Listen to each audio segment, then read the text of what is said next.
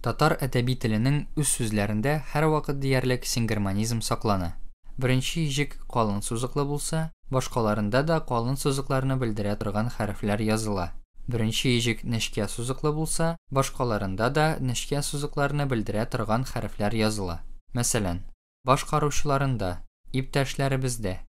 Кушма сүзләр: билбау, өч аяк, һәрвакыт, беркайчан. Миңа сиңа алмашлыклары. Су кушымчасы белән ясалган кайбер сүзләр: зәңгәр су, көл су, искәрмә булып торалар. Гарәп фарсы алынмалары синкромонизмга буйсыну-буйсынмау ягыннан ике төркемгә бүленәләр.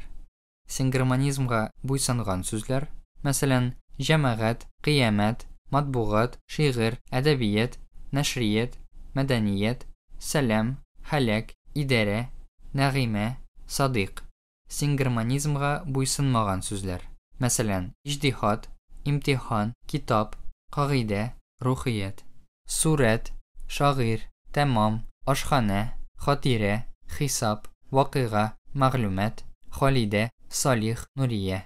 Гарәп фарсы сыйфат кушымчасы и татар теленә кабул ителгән сүзләрдә ике төрле языла. Нечкә әйтелешле сүзләрдә һәм нечкә и алдыннан бер генә калын ижек килгәндә, ул кушымча и килеш саклана. Мәсәлән, җануби, җитди, җисми, фәнни, гыйльми, милли, сәяси, тәрәккый, тәнкыйди, иҗтимагый, матди, рухи, табигый.